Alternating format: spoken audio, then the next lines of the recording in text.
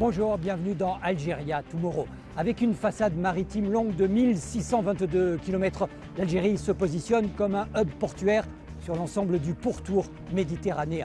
L'objectif est de stimuler son économie nationale via ses échanges commerciaux avec les ports africains, européens, asiatiques, mais également le reste du monde. L'Algérie regorge de ports de pêche et de ports commerciaux. Et ce que je vous propose, c'est d'en découvrir 3 d'entre eux. Ils sont colossaux. Avec la mer Méditerranée au nord, 95% du commerce extérieur algérien s'exerce par le transport maritime. Le port d'Annaba est l'un des acteurs de cette architecture commerciale internationale. Il compte au nombre des principaux ports de commerce d'Algérie. Son champ d'influence s'étend sur 12 wilayas. C'est là que sont situées les zones industrielles à fort potentiel. Il y a les mines de fer, de phosphate et les champs pétroliers. Annaba est réputé pour ce mixte industriel et marchand. La particularité du port d'Annaba, c'est un port semi-industriel. Donc il y a une partie qui est gérée complètement par l'entreprise portuaire qui fait sa propre manutention. L'autre partie, c'est une partie gérée par les concessionnaires entre import et export du phosphate, de l'ammoniac, l'exportation du clinker, du ciment et des produits sidérurgiques. Annaba s'agrandit et l'accélération des travaux en souligne l'importance. L'objectif est de le relier au réseau ferroviaire pour faciliter le transport du phosphate depuis le gisement de Bled El Hadba. Et in fine, ce nouveau terminal minéralier exportera plus de 6 millions de tonnes par an.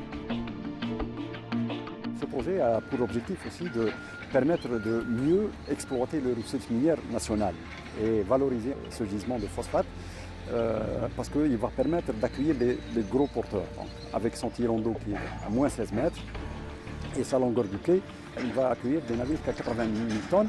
Il sera équipé de manière à faciliter les opérations de chargement et de chargement, de les rationaliser en termes d'opérationnalité. Ça va nous permettre d'exporter plus et de gagner en termes de délai de manutention, etc.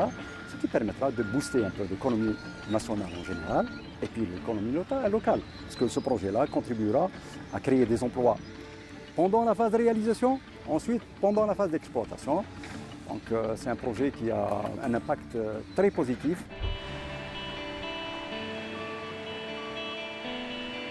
Plus à l'ouest, dans la wilaya de Djidjel, à 350 km d'Alger, on trouve le port de Djedjen.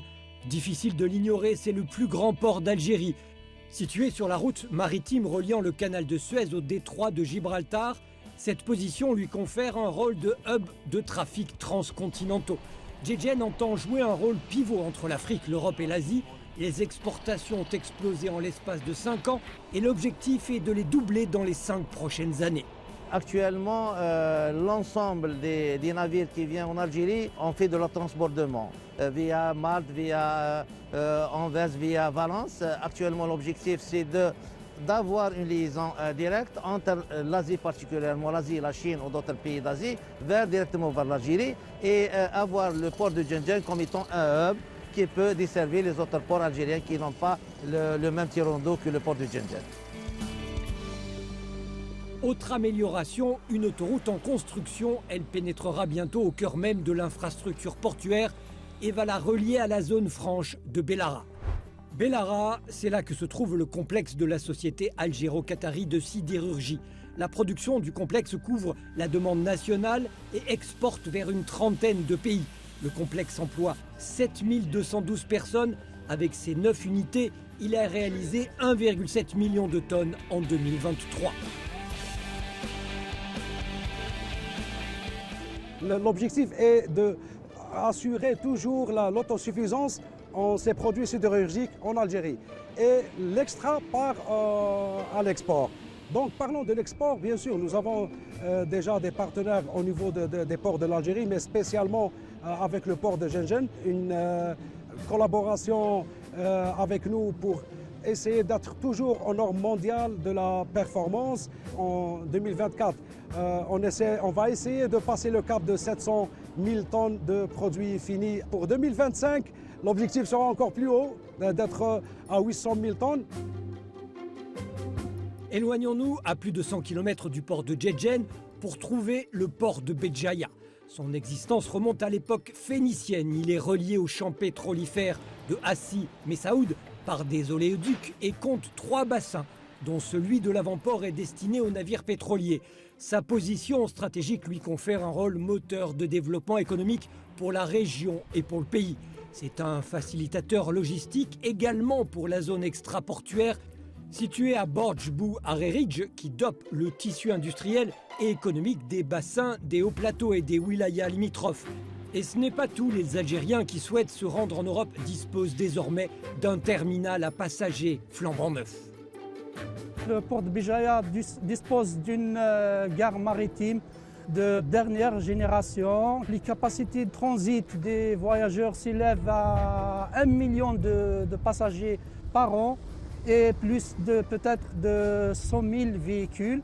Elle est reliée par une passerelle qui relie directement le navire à la gare maritime, ce qui permet de faire transiter nos passagers dans les meilleures conditions de confort et de sécurité. On l'aura compris, ces ports forment la pierre angulaire d'une vision stratégique maritime. L'Algérie entend de la sorte renforcer son rôle de leader dans le domaine du commerce et de la logistique maritime régionale, continentale et mondiale. Toute cette stratégie qui est bâtie à l'horizon 2035 devra doter l'Algérie d'une série d'infrastructures de base qui renforcera son rôle de pays pivot en termes de logistique en Afrique et en Méditerranée. Donc c'est un challenge que nous gagnerons pour placer l'Algérie dans son rôle majeur de pionnier pour la région africaine et méditerranéenne. Il y a un autre grand projet qu'on est en train de mener à Arzeu. C'est la réalisation de nouveaux terre-pleins, de nouveaux quais. Et ça va permettre à ce port et à l'Algérie de manière générale d'augmenter ses capacités d'accueil et donner le soutien aux opérateurs économiques, notamment ceux qui sont spécialisés dans l'export hors hydrocarbures, de les soutenir et de leur donner une infrastructure logistique qui répond totalement et parfaitement à la demande. Et donc ça va booster également nos exports hors hydrocarbures. Et c'est au pied de ce navire gigantesque que se clôt ce chapitre. On se retrouve très bientôt dans Algéria Tomorrow.